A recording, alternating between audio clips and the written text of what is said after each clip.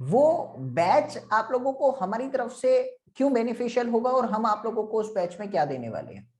तो वो तमाम चीजें जो जेके एसएसबी एई पोस्ट के लिए काफी आवश्यक बनती हैं, यानी रिक्वायर रहती हैं आप लोगों को क्वालिफाई कराने के लिए, वो हम उस पर्टिकुलर सेशन में डिस्कस करेंगे। सबसे पहले मैं आप लोगों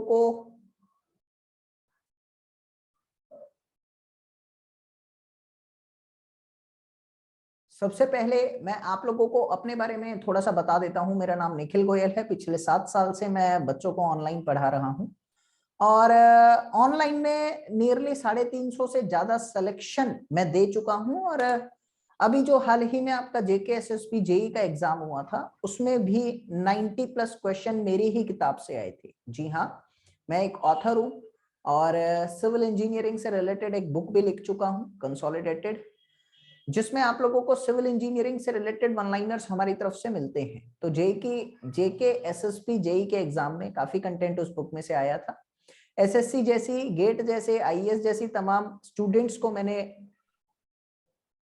ट्रेन किया है और उन्होंने पहले अटेम्प्ट, दूसरे अटेम्प्ट में अपने एम को हासिल किया है। तो आप लोगों के लिए भी मैं कॉग्निटिव एकेडमी की तरफ से सिविल इंजीनियरिंग आपको बताने के लिए आया हूं और आपकी एई की प्रिपरेशन जम के करवाने के लिए आया हूं।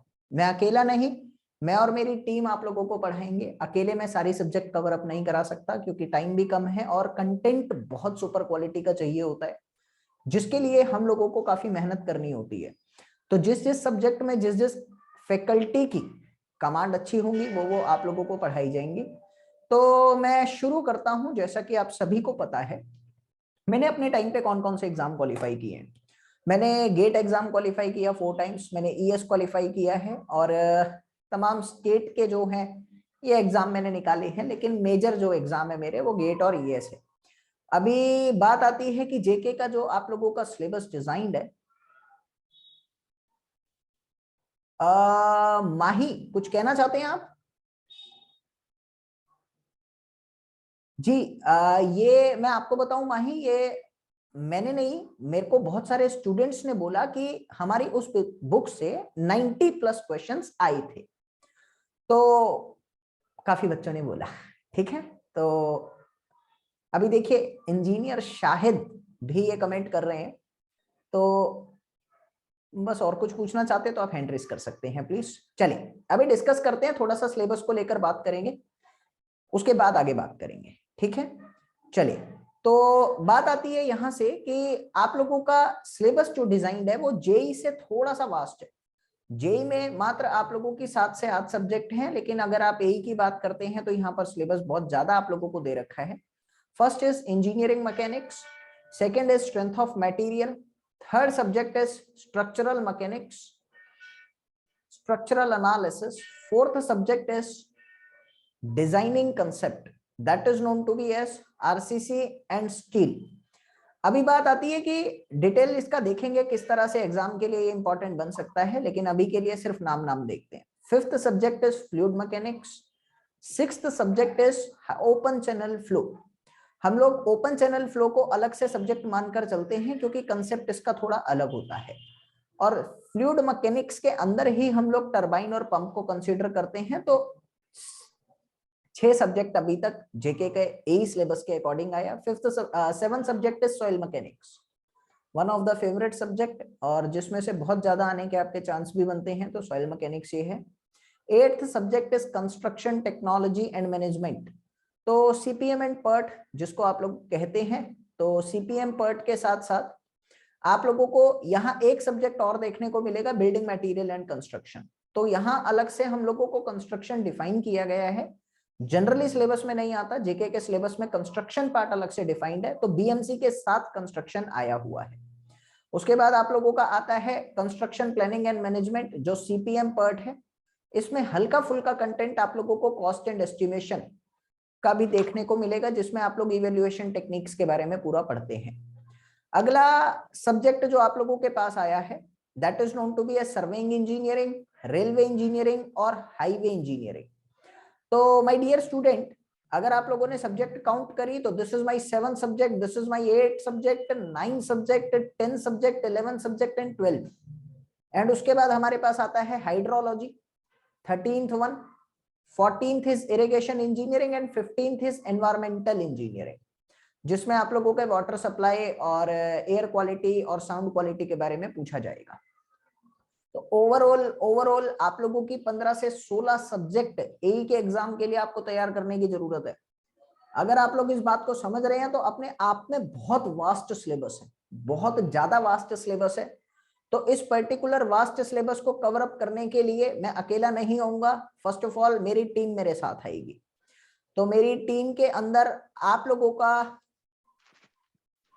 फैकल्टीज जो हैं वो उसी सब्जेक्ट के महाशय होंगे जो आपको वो पढ़ाएंगे। स्ट्रेटेजी के बारे में थोड़ा सा मैं डिस्कस करना चाहता हूं कि एई की स्ट्रेटेजी हम लोगों को कैसी रखनी चाहिए। देखिए, सिविल इंजीनियरिंग की अगर मैं बात करता हूं ना, तो सिविल इंजीनियरिंग को मैंने जहां तक एनालाइज करा, मैंने 3 तरह के एग्जाम लेवल देखे। एक मैंने देखा जेई लेवल, जो एसएससी जेई आ जाता है, आपका जेके एसएसबी जेई आ जाता है, तमाम स्टेट पीएसयू के जेई एई के जो एग्जाम होते हैं वो होता है। दूसरा आता है आप लोगों का गेट लेवल, और तीसरा आता है आप लोगों का ईएस लेवल। अगर मैं बात करता हूं यहाँ पे जेई लेवल की, तो जेई लेवल में ज्यादातर क्वेश्चन आपके वन लाइनर कंसेप्ट बेस्ड आते हैं, ये आपको पता ही होता है। अगर मैं बात करता हूं गेट एग्जाम की, तो यहां पर थ्योरेटिकल पार्ट कम, न्यूमेरिकल अप्रोच ज्यादा जाती है। न्यूमेरिकल कह लो या आप लोग कह सकते हो गेट के अंदर आप लोगों के कंसेप्चुअल पार्ट ज्यादा जाते हैं। और तीसरा आता है आप लोगों का ईएस एग्जाम। ईएस में आप लोगों का जेईई वाला एग्जाम और गेट एग्जाम, ये दोनों के दोनों मिक्स रहते हैं। तो 3 लेवल हमारे पास एग्जाम का बनता है। अगर आप लोग एसएससी जेई की तैयारी कर रहे हैं जैसे, तो आपका एक लेवल बनेगा जो वन लाइनर कंसेप्ट होगा, उसमें न्यूमेरिकल के पार्ट बहुत कम होंगे। गेट की मैं बात करता हूं तो इसमें न्यूमेरिकल बहुत ज्यादा होते हैं, कंसेप्चुअल्स क्वेश्चन आते हैं। मतलब आपको थ्योरी आती भी हो तो वन लाइनर पे काम नहीं चलेगा, you need to go beyond that one liner और इन द डीपर कंसेप्ट। तो कंसेप्चुअल से मेरा मतलब रहेगा कि आप लोगों को बहुत अंदर तक जानने की जरूरत होती है। बेसिकली अगर मैं ये कहूं तो आप लोगों को इसका रीजन जानने की बहुत ज्यादा जरूरत होती है, क्योंकि रीजन के बिहाफ पे क्वेश्चन बनते हैं। और आईईएस ये मिक्सचर होता है, इसमें कंसेप्चुअल्स भी आते हैं, वन लाइनर भी आते हैं और न्यूमेरिकल भी आते हैं। अब जम्मू कश्मीर एई एग्जाम की अगर मैं बात करता हूं यहां पर, तो यू विल ऑब्जर्व कि ये एई एग्जाम जो है ये किस बिहाफ पर आप लोगों का पूछा जा सकता है, वो एनालाइज मैंने थोड़ा सा करा है, और उस एनालिसिस के बिहाफ पर आपको समझ भी आएगा कि मैं कहना क्या चाह रहा हूं। ठीक है, सबसे पहली बात, जम्मू कश्मीर में जो एई एग्जाम का सिलेबस है बाकी स्टेट को देखते हुए वो थोड़ा सा अलग है। बाकी स्टेट के अंदर इतना वास्ट सिलेबस नहीं दिया होता एई एग्जाम के लिए जितना जेके के अंदर है। और अगर आप लोगों ने जेके के सिलेबस को देखा हो, जेई और ई को भी कंपैरिजन में लेकर आओ आप, तो मैं एक सब्जेक्ट यहां पर लेकर आया, strength of material. Strength of material में आप देखेंगे डिफ्लेक्शन टॉपिक को बहुत तरीके से दे रखा है, एक एक मेथड यहां पर आप लोगों को खोलकर बता रखा है कि you need to go with that method. और अपने आप में बहुत मुश्किल टॉपिक है डिफ्लेक्शन। तो चांस बनता है कि आपके एई एग्जाम के अंदर डिफ्लेक्शन से क्वेश्चन आएगा। क्यों आएगा जरा उसको भी अभी समझते हैं। क्योंकि डिफ्लेक्शन एक ऐसा टॉपिक है जहां पर आप लोगों को न्यूमेरिकल तो करने ही है, उसमें तो कोई दिक्कत नहीं है, लेकिन इन न्यूमेरिकल के लिए जो कंसेप्ट लगने वाला है ना, वो बहुत बहुत बहुत बहुत डीप कंसेप्ट होता है। आपको पता होना चाहिए कि क्या और क्यों किया जाता है, जब भी आप लोग इसका न्यूमेरिकल कर सकते हैं। तो जाहिर तौर पे जो आप लोगों का डिफ्लेक्शन वाला टॉपिक है उसकी वेटेज एई एग्जाम के अंदर ज्यादा जा सकती है, क्योंकि अगर आप लोग पहले भी स्टेट एई के एग्जाम देखो तो डिफ्लेक्शन जैसे टॉपिक से क्वेश्चन आए हैं। अब मैं बात करता हूं यहां पर देखिए स्ट्रक्चरल एनालिसिस की। जब मैं स्ट्रक्चरल एनालिसिस के सिलेबस को देख रहा हूं तो यहां पर आपको दे रखा है आर्चेस, यहां पर आपको दे रखा है मैट्रिसेस मेथड, और आप लोगों को दे रखा है अनसिमेट्रिकल बेंडिंग। ये 3 टॉपिक जो है ना, ये बेसिकली ईएस के टॉपिक है। आप और एई के एग्जाम में इन टॉपिक को नहीं देखोगे, आप और एई के एग्जाम में इन टॉपिक को नहीं देखोगे। This is actually the syllabus for the ES.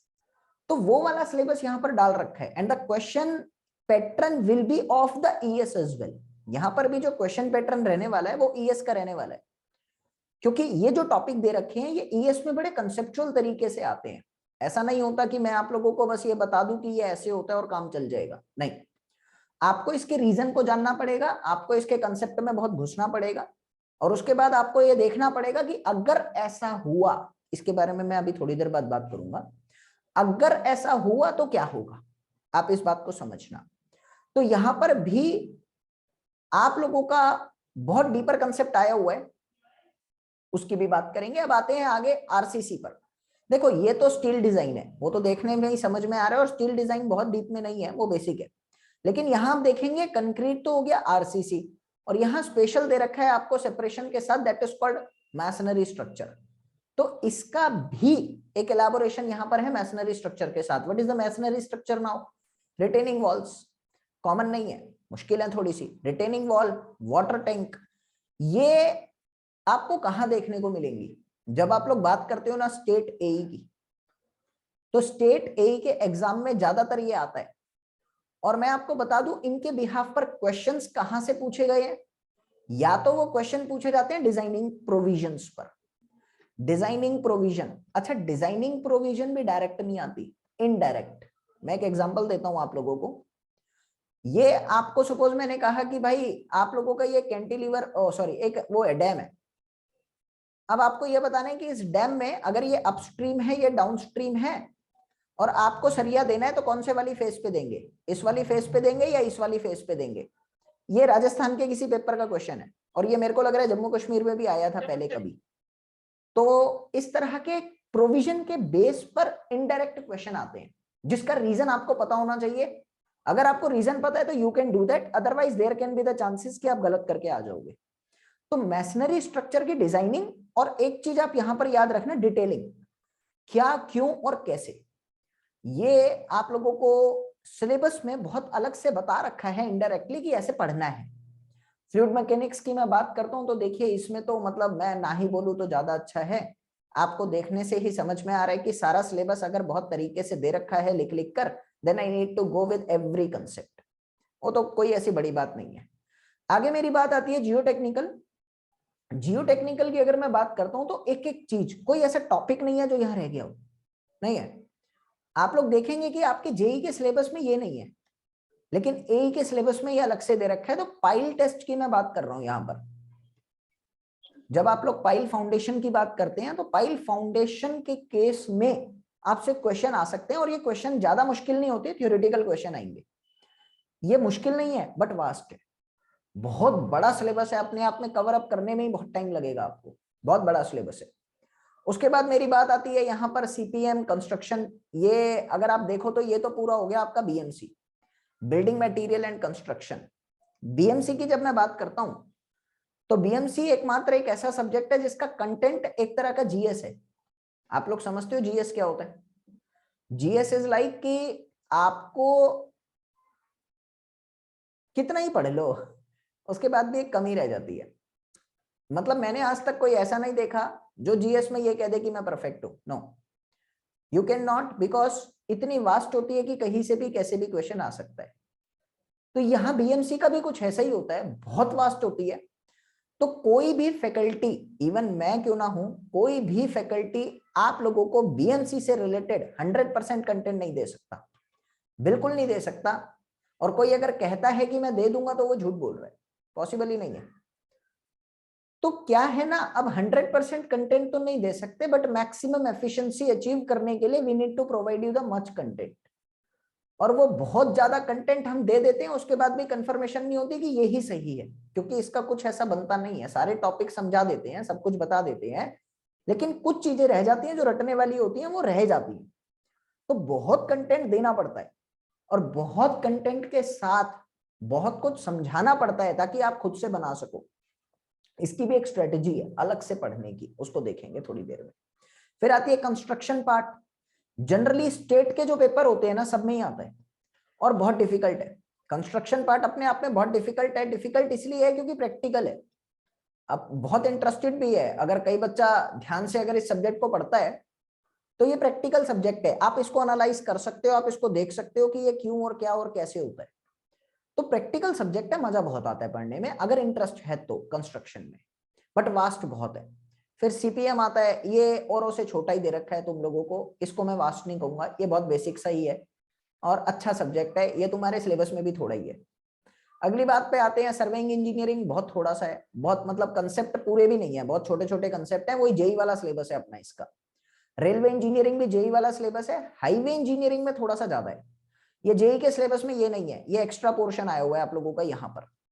तो वैसे ज्यादा नहीं है, हाईवे इंजीनियरिंग जो कॉमन है वही कॉमन सिलेबस यहाँ पर दे रखा है, और इसके क्वेश्चन आपके वन लाइनर भी आ सकते हैं, आपके कंसेप्चुअल भी आ सकते हैं, तो अपने को पूरा जानने की जरूरत पड़ेगी।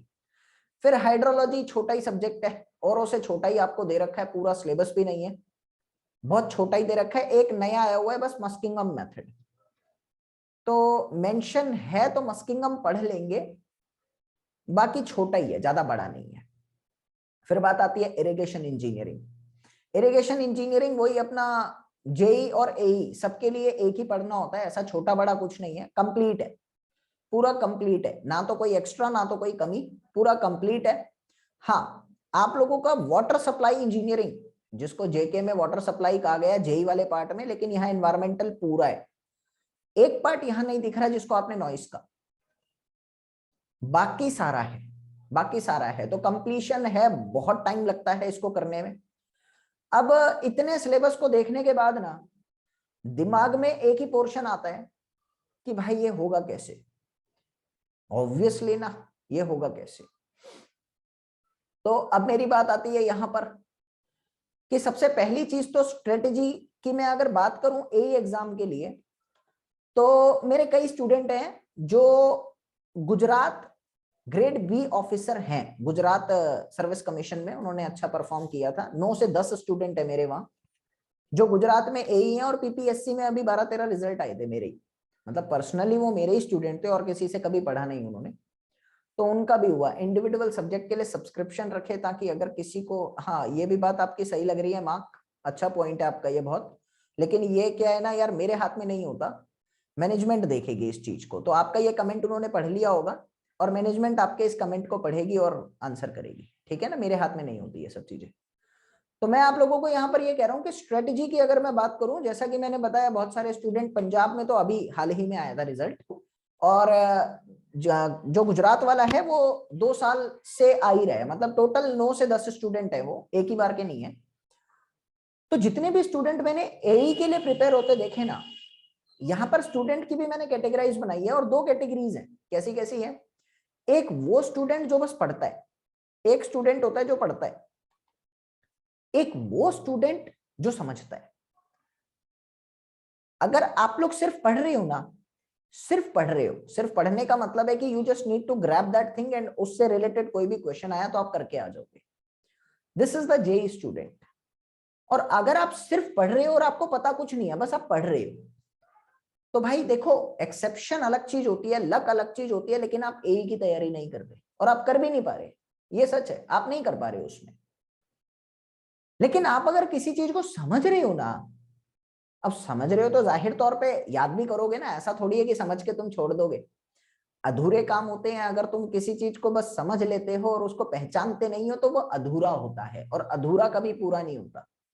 तो अब जाहिर तौर पे अगर समझ रहे हो तो याद तो करोगे ही ना, पता तो लगाओगे उस चीज के बारे में। तो मैं यहाँ स्टडी अलग से नहीं लिख रहा, बस समझ रहे हो। अगर आप किसी चीज को समझ रहे हो ना, तो आप एक ही तैयारी कर रहे हो, होता है।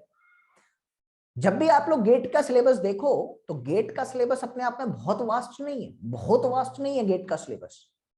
और अगर आप लोगों ने गेट के सिलेबस को पढ़ने के बाद गेट के क्वेश्चंस देखे हो, तो तुम्हारे साथ भी ऐसा हुआ होगा, कभी खुद से आपने गेट की तैयारी करी हो, पहले अटेम्प्ट की बात कर रहा हूं मैं, उसके बाद की नहीं कर रहा, गेट की खुद से तैयारी करी हो, आपके पास अगर नोट्स आ गए और आपने पहला अटेम्प्ट दिया है, तो आपको ये पेपर के अंदर जरूर दिखा होगा कि मैं तो सारी सब्जेक्ट पढ़कर आया था, यहाँ क्वेश्चन समझ ही नहीं आ रहे।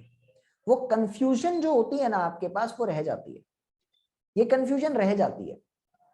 फिर आप उसी चीज को बाद में खुद से पढ़ो या कोई भी इंस्टीट्यूट ज्वाइन करो, आपकी मर्जी आपकी रिक्वायरमेंट, तो वो कंफ्यूजन पार्ट धीरे धीरे धीरे धीरे खत्म होती है। तो गेट के क्वेश्चन कैसे आए? गेट के क्वेश्चन वन लाइनर बेस्ड नहीं आए। अगर तुम लोगों ने सिर्फ उसको पढ़ा था तो तुम गेट के क्वेश्चन नहीं कर पाते, और अगर तुम लोगों ने उसको जाना था, the reason behind that thing, मैं एक ही चीज पे फोकस रख रहा हूं, that is called the reason behind the concept.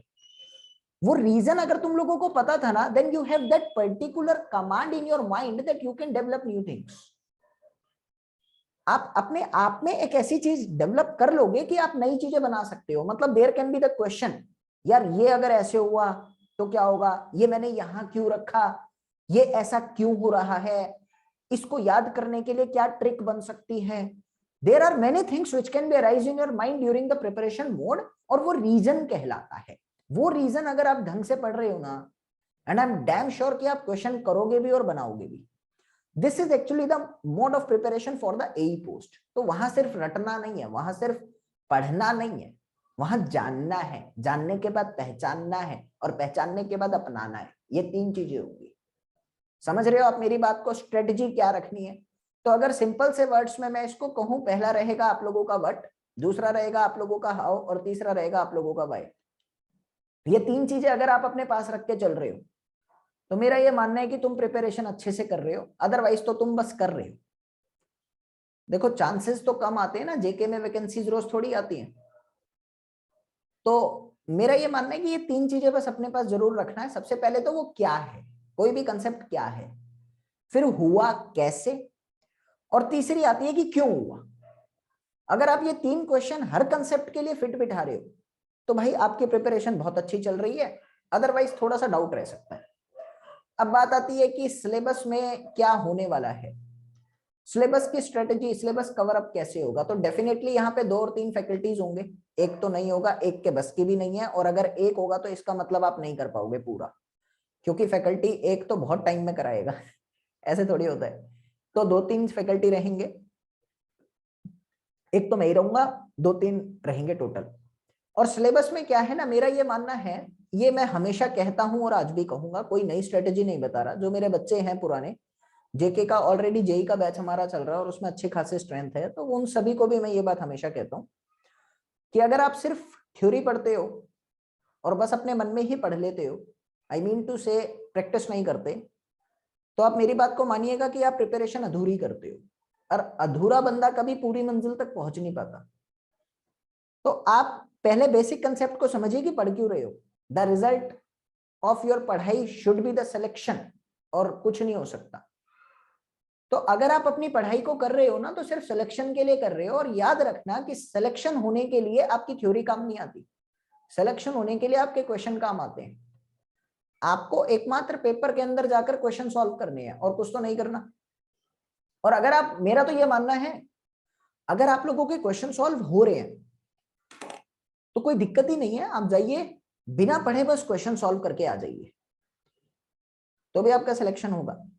और अच्छा है ना, बिना टाइम इन्वेस्ट किए आपका सिलेक्शन हो जाए तो वो बहुत ही अच्छा है। तो आप लोग अगर थ्योरी को पढ़ते हैं ना, तो theory should be with you only for solving the question. आप थ्योरी को सिर्फ इसलिए पढ़ते हैं क्योंकि थ्योरी पढ़कर क्वेश्चन सॉल्व होते हैं। तो अगर आप सिर्फ थ्योरी पढ़ते हो तो आप अधूरा काम करते हो। इसीलिए एक बात याद रखना, आप जेई वाले हो चाहे एई वाले हो, एई वालों को थोड़ा ज्यादा ध्यान देने की जरूरत है, क्योंकि वहां पे क्वेश्चन का पैटर्न अलग होता है, उसके बारे में भी डिस्कस करेंगे अभी। तो थ्योरी के साथ हमेशा क्वेश्चन प्रैक्टिस जरूर करना। अगर आप क्वेश्चन प्रैक्टिस नहीं करते, इसका मतलब आपने अधूरा काम किया है, और आप उस लेवल तक पहुंच नहीं पा रहे हो जो एई को चाहिए। आप मेरी बात को समझना। तो क्वेश्चन ही मेजर है, क्वेश्चन ही आप लोगों को पढ़ने हैं, और थ्योरी भी बस इसी तरीके से पढ़नी है कि क्वेश्चन साथ के साथ हो। तो हमारी तरफ से आपको क्या मिलेगा भाई, ऑब्वियसली थ्योरी नोट्स तो मिलेंगे ही मिलेंगे, वो लेक्चर भी मिलेंगे, और उसमें कोई दिक्कत नहीं है, नोट्स भी मिलेंगे, बहुत बेसिक सी बात है, इसमें कोई बड़ी बात है नहीं। एक स्ट्रेटेजी जो अच्छी लगी मुझे अपनी तरफ से ही, जो मैंने सोची है बच्चों के लिए, वो यही है कि आप लोगों को ना हमारी तरफ से टॉपिक वाइज वर्कशीट मिलेंगी। ये क्या है, टॉपिक वाइज वर्कशीट का मतलब है कि हमारे खुद के स्पेशली डिजाइंड क्वेश्चन होंगे, सिलेक्टेड क्वेश्चन होंगे कुछ, जो उस पर्टिकुलर टॉपिक की सारी इंफॉर्मेशन आपको देंगे। तो कोई भी टॉपिक आप पढ़ रहे हो, किसी भी फैकल्टी से पढ़ रहे हो, तो that should be the confirmation with you कि वो टॉपिक वाइज वाली वर्कशीट आप कर लो, अदरवाइज आप अधूरे हो। कुछ क्वेश्चन इसमें से फैकल्टी भी कराई देगा लेक्चर में, सारे तो नहीं करा सकते, लेकिन ज्यादातर क्वेश्चन आप खुद ही करेंगे, और ये जो क्वेश्चन होंगे ये सिलेक्टेड होंगे। ठीक है, ये थोड़ा सा ध्यान से सुनना, ये जो मैं बोल रहा हूँ ये और कोई नहीं देगा आपको, क्योंकि इसके लिए मैंने 2 साल खराब करे हैं, खराब नहीं, यूटिलाइज करे हैं क्वेश्चन बनाने के लिए। ठीक है, तो ये टॉपिक वाइज वर्कशीट आपको मिलेंगी, और एट लास्ट क्वेश्चन बैंक और टेस्ट सीरीज, ये बताने की जरूरत नहीं है, ये तो सारे ही देंगे आपको, ये देंगे आपको। ठीक है ना, वो तो सारे ही देते हैं, तो कॉग्निटिव एकेडमी कौन सा अलग से कुछ आपको नहीं देगा, वो सारे ही देंगे, वो तो कॉमन सी चीज है। तो यहां पर मेरी बात आती है कि आप लोगों का सिर्फ एक एम होना चाहिए, what, how and why, that is only for the practice. अगर आपकी प्रैक्टिस जम के हो रही है ना, तो मेरी बात को मानिए, आपकी तैयारी जमकर हो रही है, अदरवाइज तो नहीं हो रही। ऐसा होता है। और मैंने एक चीज और देखी है, एक बात और मैं आपको बताना चाहता हूं, कड़वा सत्य है, कि ये भी विश्वास मत कर लेना कि कोर्स पढ़कर आपका सिलेक्शन हो जाएगा। भूल के भी विश्वास मत कर लेना इस चीज को, क्योंकि मैं बता दूं, एक कोर्स के अंदर हजारों बच्चे पढ़ते हैं, सिलेक्शन उसमें से 100 का भी नहीं होता, नहीं होता। तो ये तो भूल कर भी मत सोच लेना कि कोर्स ज्वाइन करने से सिलेक्शन हो जाता है, नहीं। ये मैं इसलिए कह रहा हूं आप लोगों को, क्योंकि सिलेक्शन सिर्फ आपकी प्रैक्टिस कराती है। हाँ, कोर्स ज्वाइन करने से आपको गाइडेंस मिलती है। ये ध्यान से सुनना, ये क्या कह रहा हूं, कोर्स ज्वाइन करने से गाइडेंस मिलती है। गाइडेंस समझते हो? इट इज लाइक कि वो मंजिल रही, देख रहे हो तुम, दूर का सोने का महल तुम्हें दिख रहा है, वो तुम्हारी मंजिल है। और उस मंजिल तक वो देख रहे हो, रास्ता जा रहा है बीच में से, वो दूर से दिखा देते हैं आपको, और चलना आपको खुद होता है। तो गाइडेंस इज लाइक, मैंने आपको मंजिल दिखा दी, मैंने आप लोगों को रास्ता बता दिया, and you need to move on that path, you need to practice, you need to exercise, you need to do whatever you can for your मंजिल। तो guidance is like that, and guidance is for that, कि बस आपको मंजिल तक पहुंचाना है, आपको जाना खुद ही है। तो ये फैक्टर जो मैंने आपको बताया ना, ये बहुत जरूरी फैक्टर है, क्योंकि मैंने अक्सर ऐसा फील्ड के अंदर देखा है जो फैकल्टीज को बहुत इज्जत देते हैं, और देनी भी चाहिए, मेरा तो ये मानना है। देखो, मैं अपनी फैकल्टी को देता हूं, मैं तो तुम्हारा दोस्त बनूंगा, खैर मुझे मत देना। लेकिन ना, फैकल्टीज की ना अलग ही लेवल की इज्जत होती है। बस फैकल्टीज की इज्जत होती है, उनके कंटेंट की नहीं होती लोगों के दिमाग में। और मैंने देखा अक्सर वो बच्चे फील्ड में रह गए। हाँ, रह गए। सिलेक्शन उन्हीं का हुआ जो खुद चल कर गए हैं। अब चाहे वो आप जिंदगी की मंजिल ले लीजिए, चाहे वो आप ए की मंजिल ले लीजिए, हर कहीं सिलेक्शन उनका हुआ जो खुद चल कर गए हैं। तो आपको मैंने बोला कि कोर्स आप लोगों को सिर्फ गाइडेंस देगा, उंगली पकड़कर चलना नहीं सिखाएगा, आपको बस बता देगा कि ये चलना है, और आपको ये बता देगा कि बीच में किस किस चीज की जरूरत पड़ेगी, आपको ये भी बता देगा रोड मैप क्या है, आपको ये भी बता देगा कांटे कहाँ, रोड़ी कहाँ, पत्थर कहाँ, आंधी कहाँ, तूफान कहाँ, और कहाँ गद्दा मिलेगा सोने के लिए, सब बता देगा। लेकिन उसके बाद भी याद रखना, करना तुम्हें ही है, और कोई नहीं कराने वाला। ये जो गाइडेंस शब्द मैंने बोला ना, इस गाइडेंस शब्द के पीछे एक वर्ड छुपा होता है जिसको कहते हैं इंडिपेंडेंसी। ये बहुत जरूरी है भाई। कई लोग मैंने देखा है 3-3, 4-4 साल बस डिपेंडेंट रहते हैं कि हो जाएगा, करा रहे हैं, कंटेंट बहुत सुपर है, वो ही पढ़कर हो जाएगा। एट लास्ट तक भी ये बात मत समझ लेना कि एक पर्टिकुलर कंटेंट को पढ़ के तुम्हारा हो जाएगा, नहीं। थ्योरेटिकल कंटेंट मैं मान सकता हूं, इतना अच्छा है, जैसे we will provide you the content of the theory, उतना ठीक है, अच्छा है। उतना थ्योरी पढ़ोगे तो तुम्हारे क्वेश्चन हो जाएंगे ए लेवल के, मतलब we will be going to provide you the complete content as well, तो उसमें कोई दिक्कत नहीं है। But the major scenario behind this particular word is you need to practice as maximum as you can. कभी दिमाग में बस ये मत ले आना कि that is sufficient, nothing is sufficient for the AE post. You just need to clear all the concept whatever you can for your post. Got it ना? तो इंडिपेंडेंसी एक दिमाग में हमेशा रहे आपके। आप देखेंगे कि यही इंडिपेंडेंसी थोड़े आगे जाकर आपको बहुत कुछ प्रोवाइड करेगी, आप अच्छे से ए की प्रिपरेशन करने लायक हो जाओगे। अदरवाइज प्रॉब्लम रहती है, थोड़ी सी रहती है। उसके बाद बात आती है यहाँ पर टेस्ट की। देखो, स्ट्रेटेजी आपको समझ आई जो मैंने अभी तक कही, एक बार आप लोग प्लीज यस कर देंगे क्या? मैं आपको बिल्कुल फैक्चुअल बात बोल रहा हूं, मैं मतलब मैं देख चुका हूं उन बच्चों को भी, और मैं एक रियल फैक्ट आपके साथ शेयर भी करूंगा अभी। आप चाहो तो उन बच्चों से कॉल करके पूछ लेना कि सही में ऐसा था क्या। आप एक बार प्लीज सारे यस करेंगे क्या? जो भी मैंने आपको बोला, क्या आपको अच्छे से समझ आया? मतलब काफी काम की बात मैं आपके बोल रहा हूं अभी, और चलो अच्छा है। अब मेरी बात को क्लियर करना। सबसे पहली बात कि टेस्ट, ये जेई वाले हो, एई वाले हो, सभी इस बात का ध्यान रखना भाई, मैं काम की बात बोल रहा हूं आपके। इसमें कोई शक नहीं है कि कॉग्निटिव एकेडमी आपको टेस्ट देगी, वो तो नियम है, मतलब वो तो पार्ट है हमारे सिलेबस का, और आपके सिलेक्शन के लिए हमको करना पड़ेगा, प्रैक्टिस हमारी उसी से होती है। लेकिन ये किसने कहा कि एक ही की टेस्ट से आप सफिशिएंट मान लो उसको? मैंने बोला nothing is sufficient, and market में बहुत सारे टेस्ट अवेलेबल है। 100% कोई भी नहीं पढ़ाता, मेरा मतलब कंटेंट तो प्रोवाइड करते हैं, लेकिन 100% एफिशिएंसी दुनिया में कुछ है ही नहीं, चाहे मैं और चाहे आप हो, है ही नहीं। कोशिश करी जाती है बट है नहीं। हम सारे खुदा बनना चाहते हैं ना, बन तो नहीं पाते। कोशिश जारी है ना, और कोशिशें कामयाब होती हैं, इसके भरोसे भी चल रहे हैं। तो टेस्ट की मैं बात करूं तो भाई एक के भरोसे मत बैठना। हम तो देंगे, कॉग्निटिव एकेडमी तो देगी, लेकिन मेरा ये मानना है कि मार्केट में दुनिया भर की टेस्ट सीरीज हैं आजकल, तो सस्ती सस्ती ऑनलाइन आती है, कर लेना एट लास्ट, अभी नहीं एट लास्ट कर लेना, ठीक है। अब बात आती है यहां से कि ओनली हमारी नहीं सबकी, तो जितना as maximum as you can, तो बाहर से लो, अंदर से लो, कहीं से भी करो, करो बस, ठीक है। ये थोड़ा सा ध्यान से सुनना, ये इंडिपेंडेंसी का ही एक पार्ट है। मतलब मोह माया के जाल में मत फंस जाना। कई निखिल सर और कई कॉग्निटिव एकेडमी के नाम ही जपते जा रहे हो तुम लोग, यही वो नहीं करवाएगा तुम्हारा, यही तुम्हारी मेहनत कराएगी। तो वो मोह माया के जाल से बाहर निकलना ही है, दूसरों को भी देखना है, जो पसंद आए उसको करना है, और एट लास्ट सबको ही करके चले जाना, ऐसा कुछ, ठीक है। अभी मेरी बात आती है यहाँ पर, जरा और चीजें ध्यान से सुनेंगे कि अब क्या आप लोगों को थ्योरी के अंदर डेरिवेशन पढ़ने की जरूरत है। ये क्वेश्चन रहता है बहुत बच्चों का, और कई बच्चे तो छोड़ देते हैं। देखो यार, सारी डेरिवेशन नहीं होती, कुछ डेरिवेशन होती है, सारी नहीं पढ़नी होती। कुछ डेरिवेशन होती है जिनको करने की जरूरत है। Actually what you need to gain in the derivation, आपको डेरिवेशन में गेन क्या करना है? तो आपको डेरिवेशन में गेन करना होता है प्रोसेस टू सॉल्व। वो आप किसी भी इक्वेशन को सॉल्व कर रहे हो तो उसका प्रोसेस क्या है, उसको सॉल्व कैसे कर रहे हो, what is the technique behind that, and what is the reason why are you doing that. ये तमाम चीजें आपको जाननी है वहां पर। क्यों? जेई वालों को इतना नहीं, जेई वालों को तो कराते भी नहीं है डेरिवेशन, बिकॉज आनी नहीं है, हमको पता है, वो पूछ ही नहीं सकता। एक लेवल होता है ना जेई का, लेकिन एई का भी एक लेवल होता है, और उस लेवल के अंतर्गत आपको चलना पड़ेगा। तो डेरिवेशन, कुछ डेरिवेशन करने की बहुत जरूरत है, उनका प्रोसेस जानो, किस तरह से आप उनको सॉल्व कर रहे हो, उस इक्वेशन में अलग से क्या यूज कर रहे हो, उसको तो देखने से, 2-3 बार देखने से समझ में आती है वो चीज, एकदम याद नहीं होती। लेकिन रीजन तो एक ही बार में जान सकते हो कि why you are doing that part. तो यहां दो चीजें कवर अप होती है, एक होता है हाउ और एक होता है व्हाई।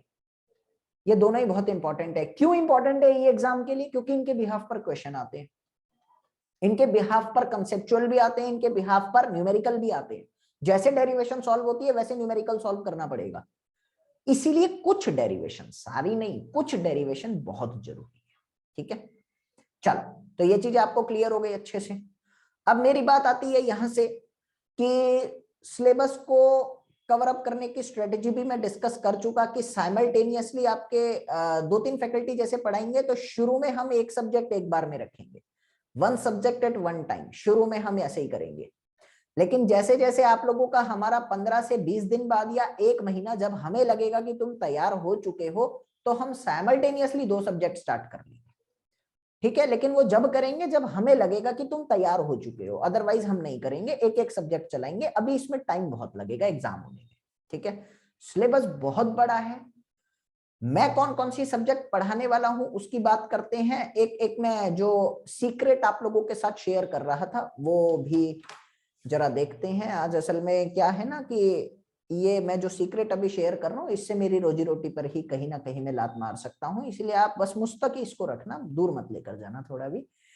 तो हुआ क्या था कि अभी बीपीएससी में मेरे 4 बच्चे ऐसे थे जो काफी टाइम से मेरे साथ जुड़े हुए थे। नाम भी ले सकता हूँ, सैमुअल हो गया, जगविंदर हो गया, और सिमर हो गया। एक और बच्चा था यार, नाम भूल गया मैं उसका। तो ये 4 बच्चे थे जो असल में आज से नहीं जुड़े थे, वो मुझसे 2.5 साल पहले, 3 साल पहले से जुड़े हुए थे। तो उन्होंने मुझसे 1.5 से 2 साल पढ़ा, 1.5 साल के आसपास उन्होंने मेरे से कंटिन्यूअसली पढ़ा, बस मुझसे ही पढ़ा और कुछ नहीं पढ़ा।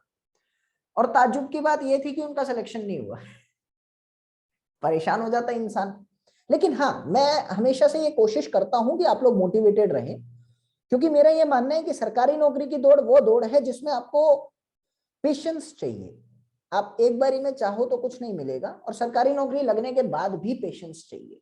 प्रमोशन होने में थोड़ा सा लग जाता है, पैसा आने में टाइम लग जाता है, तो पेशेंस तो चाहिए। तो 1.5 साल उन्होंने मेरे से तैयारी करी, कुछ नहीं हुआ। मैं हमेशा पॉजिटिविटी रखता था उनके दिमाग में कि भी कहीं कुछ भी हो जाए, नौकरी चाहिए तो वो भी मतलब मिल जाएगी आपको, don't worry, I will there to help you, लेकिन तैयारी मत छोड़ना। किस्मत उनकी जो उन्होंने मेरी बात मान रखी और तैयारी नहीं छोड़ी थी। जब उन्होंने 1.5 साल मुझसे पढ़ा तो कुछ नहीं हुआ, हार गए बेचारे, उसके बाद भी नौकरी कोई खास लग नहीं पाई थी। और जब मुझसे छोड़ा ना पढ़ना तो चारों का सिलेक्शन हो गया। आप सोचिए, चारों ने मुझसे छोड़ा, चारों पंजाब के थे, पीपीएससी की बात कर रहा हूं मैं, पंजाब पब्लिक सर्विस कमीशन। चारों ने मुझसे पढ़ना छोड़ा, चारों का सिलेक्शन हो गया। मतलब मनुष्यत सिर्फ मैं ही था।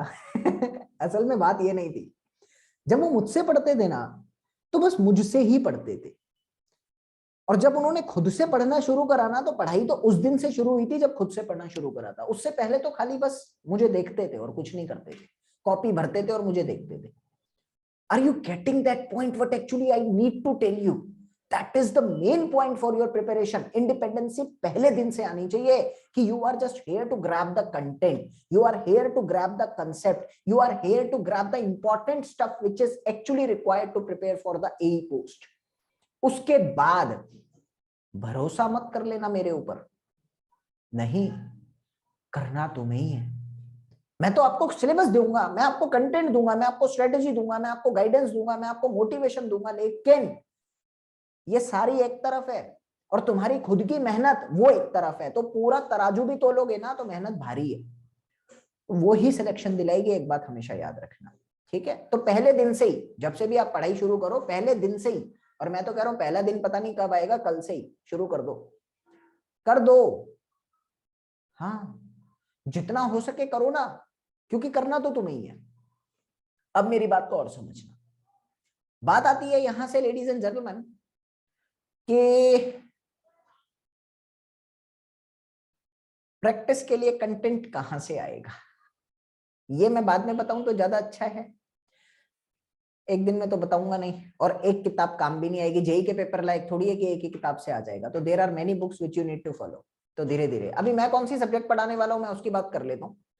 मैं यहाँ से आप लोगों को डिस्कस करूंगा इंजीनियरिंग मैकेनिक्स, मैं आप लोगों को पढ़ाऊंगा स्ट्रेंथ ऑफ मटेरियल, मैं आप लोगों को यहाँ से आरसीसी पढ़ाने वाला हूँ। कंस्ट्रक्शन पार्ट के साथ मैसनरी स्ट्रक्चर दूसरा फैकल्टी पढ़ाएगा, वो एक ही पार्ट में आ जाता है ना, तो मैं आरसीसी। मैं आपको फ्लूइड मैकेनिक्स कंप्लीट पढ़ाऊंगा। मैं open channel flow is the small topic, तो उसकी कोई बात ऐसी है नहीं। जियो technical engineering one of the favourite subject, जिसमें मैं रिसर्च भी कर रहा हूँ। तो वैसे मैं एक रिसर्चर भी हूँ। अभी मैंने हाल ही में एक अच्छी रिसर्च करी है जो अमेरिका में विख्यात हुई है, और इंडिया में मैं उसको लाने की कोशिश कर रहा हूँ। कंक्रीट के ऊपर रिसर्च है। तो जियो टेक्निकल इंजीनियरिंग बोले तो सॉइल मैकेनिक्स, वो मैं आप लोगों को पढ़ाऊंगा। बीएमसी कोई भी करा देगा, और मैं तो कह रहा हूँ बीएमसी जैसी सब्जेक्ट खुद ही कर लेना।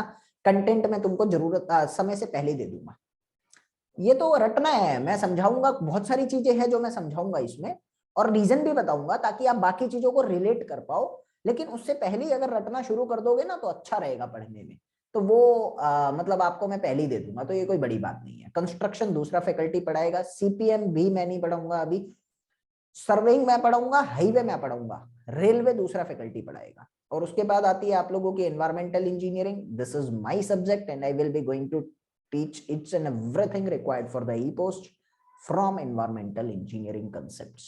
Okay, तो काफी सारे सब्जेक्ट मैं आपको पढ़ाऊंगा, बाकी दूसरे दूसरे फैकल्टीज हैं। समय के साथ आपके वेरिएशंस भी लाते रहेंगे हम लोग, टेस्ट रेगुलर रखेंगे। अभी मेरे ख्याल में जो प्लान्ड है वो वीकली टेस्ट है, हर हफ्ते आप लोगों का टेस्ट होगा।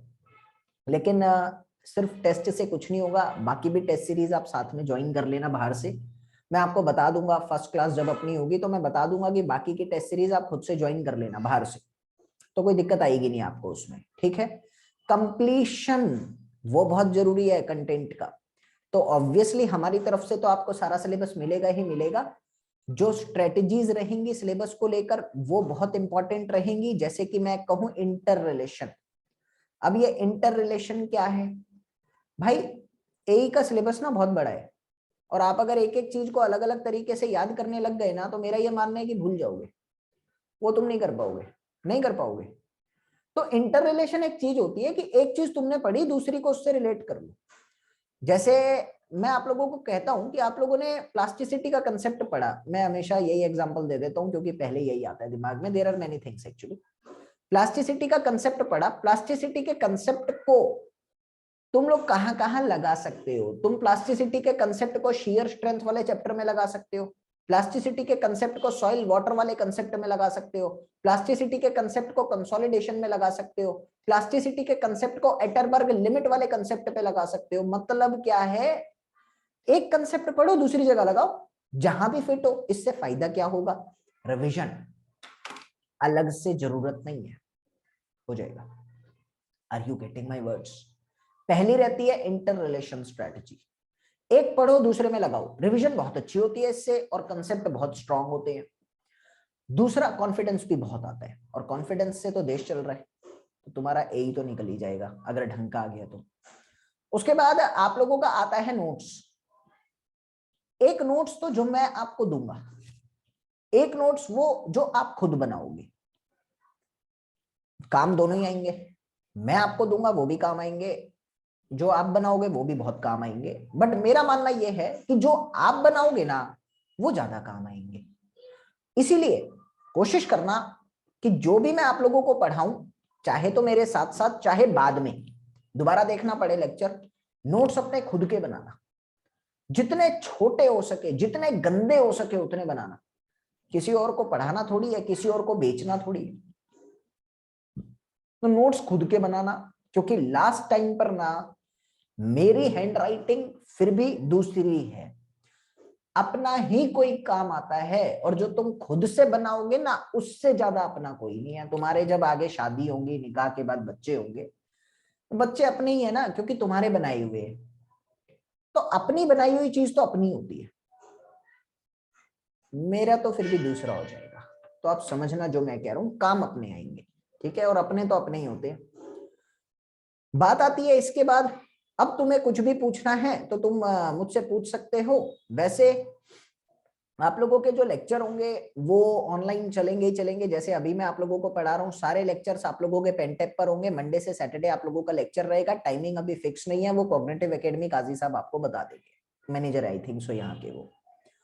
तो ऑनलाइन लेक्चर होंगे, हर लेक्चर की आपको हमारी तरफ से पीडीएफ मिलेंगी, स्पेशली डिजाइन वर्कशीट, जो सिर्फ मेरे पास है और किसी के पास नहीं है, इंडिया में सिर्फ मैंने ही बनवाई है ये, वो मैं ही आपको देने वाला हूं और कोई नहीं देगा आपको। टॉपिक वाइज वर्कशीट हमारे सिलेक्टेड क्वेश्चंस में, जिससे क्वेश्चन करोगे तो आप लोगों को सारा टॉपिक वो कवर अप हो जाएगा, ये हमारी तरफ से आपको मिलेगा, ये इंडिया में कोई नहीं। और सिलेक्शंस की जहां तक बात करी जाए तो ऑनलाइन में मैं अपने मुंह तो ना बोलूं तो ज्यादा अच्छा है, लेकिन मैंने आज तक इतनी वीडियो किसी की देखी नहीं है जितनी मेरी है। तारीफ नहीं कर रहा, बता रहा हूं आपको, इतनी वीडियो मैंने किसी की देखी नहीं है स्टूडेंट्स के सेलेक्ट होने की जितनी मैंने डाल दी है अभी तक। तो सिलेक्शन रेट तो ठीक है, अच्छा है, मेरा पर्सनली अच्छा है। बाकी कुछ पूछना है तो you can raise your hand please, मैं आपसे बात करना चाहता हूं और आपकी सारी दुविधाओं को सॉल्व करना चाहता हूं। आपकी जो जेई वाली क्लास है 7:30 बजे वाली, वो नहीं हुई है, 9 बजे वाली क्लास अपन रख लेंगे। और जो आपकी आज की क्लास है वो संडे के दिन कॉम्पेंसेट, यानी कल कॉम्पेंसेट हम कर लेंगे। मेरी बुक का लेटेस्ट एडिशन कौन सा है काजी साहब आपको बता देंगे, जो कॉग्निटिव एकेडमी के मैनेजर है ना वो आपको बता देंगे। फीस के बारे में मुझे कुछ नहीं पता, ये सब मैं नहीं, मुझसे तो आप स्ट्रेटजी के रिगार्डिंग पूछ सकते हो, मेरे बारे में पूछ सकते हो, पढ़ाई से रिलेटेड कुछ पूछना है, कंसेप्ट जैसे क्लियर कैसे करे या ऐसा कुछ पूछ सकते हो। ये फीस का और ये सब मैनेजमेंट आपको बताएगा, ये मुझे नहीं पता। मेरा काम है बस आपको लेक्चर देना और आपको रास्ता दिखाना, बाकी चीजें सब दूसरे जाने। ठीक है, तो आप कितने आवर्स पढ़ना होगा? देखिए माही, वैसे क्वेश्चन अच्छा है। लेक्चर्स की मैं बात करूं तो 3 घंटे के डेली लेक्चर होंगे, 3 घंटे का डेली लेक्चर होगा, ठीक है। और उसके बाद सेल्फ स्टडी तो मेरा बस चले तो मैं ये कह दूं कि करते ही रहो बस 24 घंटे। सिलेबस कितने टाइम में कंप्लीट होगा? हाँ, हम लोगों का जो टारगेट लेकर चल रहे हैं वो 3.5 से 4 मंथ लेकर चल रहे हैं।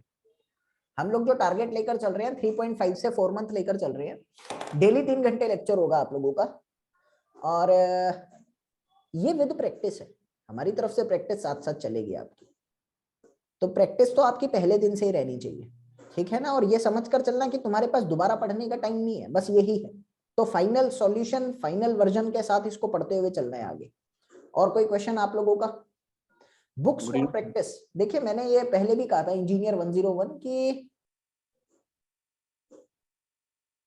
आप बुक्स एक नहीं है, बहुत सारी बुक्स है। गुप्ता भी आपको पढ़नी पड़ेगी, वर्कशीट भी आपको करनी पड़ेगी, वन लाइनर भी आपको पढ़नी पड़ेगी, और यूथ की किताब आती है वो भी आपको पढ़नी पड़ेगी। लेकिन उसमें से क्या क्या पढ़ना है वो हम बताएंगे। तो एक दिन में मैं बता नहीं सकता, मैं ये एक दिन में बता नहीं सकता, ठीक है ना? तो समझना जो मैं कहना चाह रहा हूँ, एक दिन में नहीं बता सकता। तो काफी सारे कंटेंट से आपको थोड़ा थोड़ा थोड़ा थोड़ा लेना पड़ेगा, ठीक है? कुछ मेडिजी से भी लेना पड़ेगा, कुछ ईएस मास्टर से भी लेना पड़ेगा, कुछ खुरमी से भी लेना पड़ेगा। तो वो क्या लेना है वो समय के साथ बताया। हाँ भाई, जिसका भी ये नाम है हैंड रेस करा है वो आप मेरे से एक बार बात कर लें। Good evening sir. आपकी आवाज नहीं आ रही है मुझे। Good evening sir. एक मिनट रुकिए। हाँ जी, आप बोलिए। Good evening sir. हाँ, गुड इवनिंग ब्रदर, बोलिए। Sir this is Aqib sir Mir. हाँ श्योर। सर मेरा क्वेश्चन ये था कि how to start as a fresher. Well, you should need to start from the zero level, ठीक है?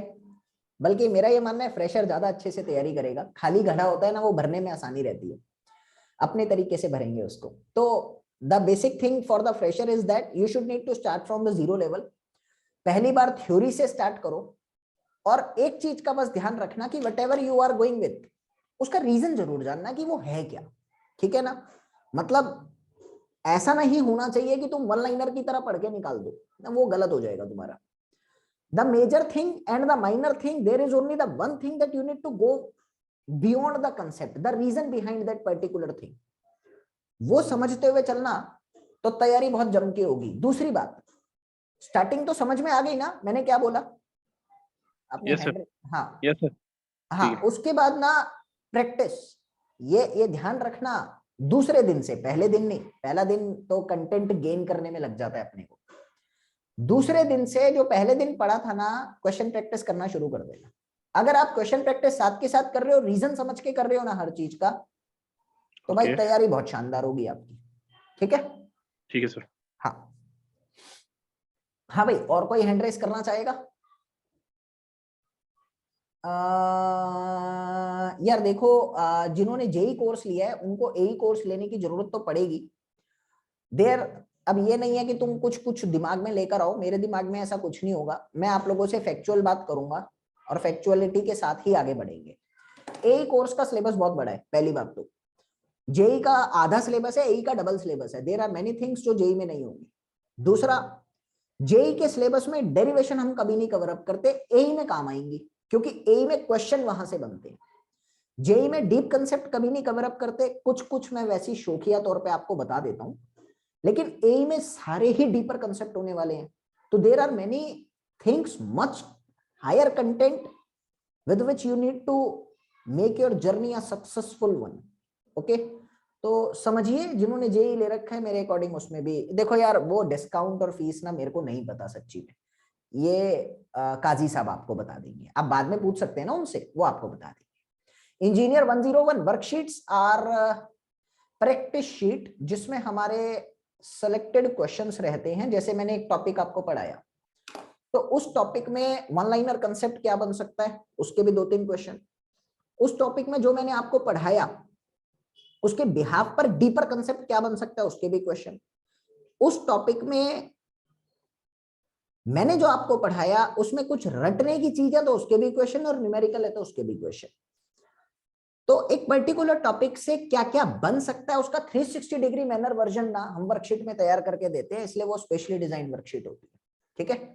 तो मतलब एक टॉपिक पढ़ा और वर्कशीट सॉल्व करी तो वो कवर अप हो जाता है 360 मैनर के साथ, वो वर्कशीट है। और किसी को कुछ पूछना है तो आप हैंड रेस कर सकते हैं प्लीज, नहीं तो फिर सेशन को एंड करते हैं, चलते हैं।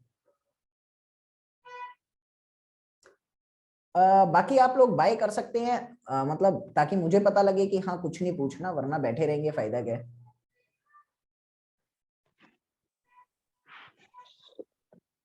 Good evening sir. हाँ गुड इवनिंग ब्रदर, बोलिए। सर जो जेई का या एसएससी का या फॉरेस्ट का, जेके एसएसबी का होते हैं सर क्वेश्चन, उसमें सर आप भी पढ़ाएंगे? नहीं, सारे सब्जेक्ट मैं नहीं पढ़ाऊंगा, जी सर। कुछ सब्जेक्ट मैं पढ़ाऊंगा, कुछ सब्जेक्ट दूसरे फैकल्टीज पढ़ाएंगे, क्योंकि हम अगर एक सब्जेक्ट एक ही इंसान पढ़ाएगा तो सिलेबस कवर अप नहीं हो पाएगा आपका, और एक जी सर। इंसान ए लेवल का सारे नहीं पढ़ा सकता। जेई का सर तो आप पढ़ा देगा, एई के सर कुछ आप कौन कौन सब्जेक्ट सा पढ़ा सकते हैं? मैंने अभी थोड़ी देर पहले वीडियो में डिस्कस करा है, आप प्लीज इस वीडियो को बाद में देख लेना। जी सर। हाँ, रेडमी मैंने आपको ये बताया कि शुरू में एक सब्जेक्ट कंप्लीट होने के बाद ही दूसरा पढ़ाएंगे, लेकिन अगर आपका बेस बहुत अच्छा बन गया तो हम साइमल्टेनियसली दो लेकर चल लेंगे, ठीक है। ठीक है सर। एक और सफिशिएंट है जिनके गेट भी देना है, हाँ हाँ हाँ हाँ, मोर देन सफिशिएंट है वो, गेट से मुश्किल सिलेबस है जेके का, तो जिनको गेट देना है एक कोर्स उनके लिए सफिशिएंट है, ठीक है ना। गेट अपने आप में बहुत आसान पेपर होता है, लेकिन ये एई का पेपर बहुत टफ होता है, इसमें पैटर्न बहुत सारी चीजें पढ़नी पड़ती हैं, गेट में एक ही पैटर्न होता है जिसको फॉलो करना पड़ता है, तो गेट इज लाइक सर इसमें फॉरेस्ट का पढ़ाएंगे आप सर? एक बार सिलेबस मेरे को देखना पड़ेगा, अगर यही सिलेबस हुआ सिमिलर तो ऑब्वियसली वो एई के पेपर में सब कुछ पढ़ाना पड़ता है हमको, आप जी सर। समझिए मेरी बात को, मैंने सिलेबस नहीं देखा फॉरेस्ट का। जी एई सर, में हमें सिलेबस तो नहीं था, इसीलिए हम सर बोल रहे थे सिलेबस भी होना चाहिए था। अगर सिलेबस होता तो हम थोड़ी बहुत खुद भी तैयारी करते, फिर आपसे भी जो मैं आपको बताता हूँ, सुनो तो।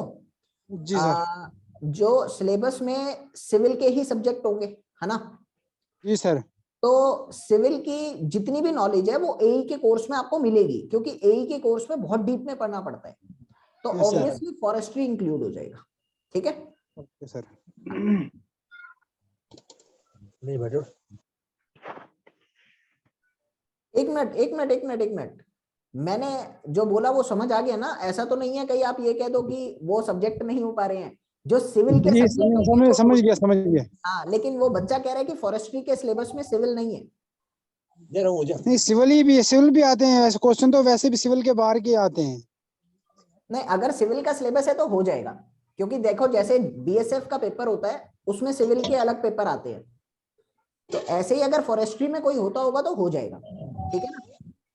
यस सर, फॉरेस्ट में यही क्वेश्चन आते हैं, बाहरी के क्वेश्चन आते हैं, ज्यादातर सिविल के क्वेश्चन आते हैं। मतलब आप देख लेना यार, मैं सिविल पूरा पढ़ा दूंगा, ठीक है। जी sir, thank you sir. Okay sir. हाँ, और एग्जाम होने के चांसेस कब है साइमा, अभी कुछ नहीं कह सकते, नोटिफिकेशन आई है, 4 महीने तो लगेंगे। सलीम भाई मैं सही कह रहा हूँ यार बाद में ये कह दे कि यार मैंने तो कहा था आज जेई का क्लास 9 बजे वाला होगा, ठीक है भाई। है कि नहीं मेरे को नहीं पता, मेरे को जो बोला मैंने उसका आंसर दे दिया। जी अक्षित, आप क्या कहना चाहते हैं? सर जो आप नोट्स प्रोवाइड करोगे ना, हाँ सर क्या वो नोट्स इनफ है ये एग्जाम क्वालिफाई करने के लिए? हाँ, नोट्स इनफ है, नोट्स इनफ रहेंगे। क्वेश्चन प्रैक्टिस आप जहां मर्जी से जितनी मर्जी करते रहना, वो कभी इनफ नहीं होगी, ठीक है। हाँ वो जी सर ठीक है। हाँ sir I want to ask you कि मतलब जो आप नोट्स प्रोवाइड करोगे उसके बरकस उसके बाद भी हमें कोई बुक पढ़नी है या उन्हीं नोट्स नहीं के नहीं थ्रू? नहीं नहीं, नोट्स के बाद आपको कोई बुक नहीं पढ़नी, क्योंकि नोट्स में सब कुछ होगा, ठीक है। ओके। हाँ, क्वेश्चन के लिए आप करोगे ही, वो तो ऑब्वियसली है। हाँ जी सर, वो क्वेश्चन तो कर लेंगे हम गूगल से या हाँ, कहीं नोट्स भी के तो। लिए नहीं पढ़ना आपको कुछ भी बाहर से, ओके सर ठीक है। मतलब बुक्स तो कभी भी गवर्नमेंट जॉब के प्रिपरेशन के लिए नहीं पढ़नी होगी, क्योंकि बुक्स पढ़ने में तो बहुत टाइम लग जाएगा, इतना नहीं, बस नोट्स से ही करना है, नोट्स में सब कुछ होगा आपका, एग्जैक्टली सर। ठीक है। Thank you. Akshit, do you need to ask anything? Thank you sir. हाँ okay brother. Sir JK SSB JE और एसएससी जेई में क्या डिफरेंस है? जेके ये एसएसबी दस जेई और एसएससी जेई में क्या फर्क है? देखो यार, पैटर्न का डिफरेंस है, जेके एसएसबी में वन लाइनर ज्यादा आता है जेई के पेपर में, और जो कंसेप्ट आते हैं वो बहुत डीप में नहीं आते, ऊपर ऊपर के ओवरव्यू आता है उनमें। लेकिन जो हमारा एसएससी जेई है उसमें वन लाइनर कंसेप्ट एक लिमिट तक आता है, उसके बाद कुछ न्यूमेरिकल बहुत हार्ड लेवल के जाते हैं, और कुछ कंसेप्ट ऐसे होते हैं एसएससी जेई के अंदर जो आईईएस के होते हैं, तो there is much difference between JK and SSC, ठीक है। तो सर अगर एई क्या करेंगे तो एसएससी जेई हो जाएगा ना उसमें कवर पूरा? हाँ, एई के में एसएससी जेई हो जाएगा आपका, क्योंकि ठीक इसमें है। आपको सब कुछ पढ़ना पड़ेगा, ठीक है ना। ठीक है, थैंक यू सर। ए के नोट्स मैं समझा नहीं, वर्कशीट टॉपिक वाइज कब मिलेगा, कौन सा बच्चा कह रही है, वो तो पहले दिन से ही मिलने लग जाएगा आपको, मतलब जैसे सिलेबस स्टार्ट हो रहा है आपका तो वो तो साथ के साथ ही मिलेगा। नोट्स अगले से मेले गिने जो हम प्रिंट आउट भी निकाल सकते हैं, क्या कह रहे हैं, मतलब आप नोट्स का प्रिंट आउट निकालना चाहते हैं, वो करेंगे, मैनेजमेंट के हाथ में है ये सब, मेरे हाथ में नहीं है, मेरा काम है नोट्स देना, अब प्रिंट देना ना देना वो मैनेजमेंट जाने, ठीक है। तो और कुछ भी पूछना है, चलिए आई थिंक सो बहुत हो गया, अच्छा है। सर वन लाइनर बुक का क्या नाम है, consolidated concept of civil engineering,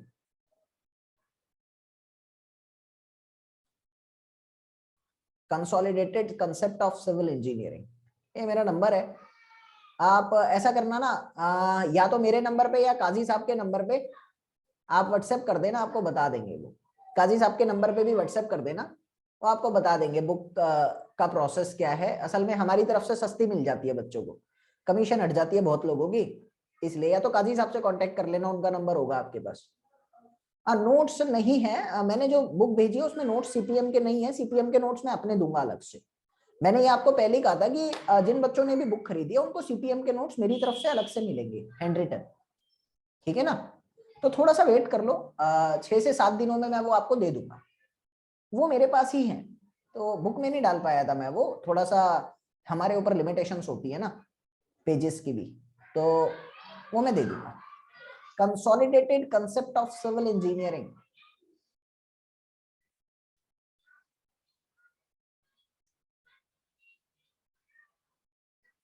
अभी चलें। Okay, so had a good session with you and I hope so that you also enjoy this particular session a lot, and whatever the queries you will have you can ask me anytime, मेरा number भी आ चुका, और वैसे if you have any kind of the query related to the management as well you can contact to the Kazi sir, the manager or the head of the cognitive academy, he'll be going to assist you anytime. Okay, so ये क्या कह रहे हैं, JEE में भी worksheet provide होंगे, नहीं नहीं नहीं, जेई में वर्कशीट नहीं प्रोवाइड कर सकते हम, एई में करेंगे वो हम, ठीक है, जेई में नहीं कर सकते। तो अभी चलते हैं, धन्यवाद, बाय, जय हिंद।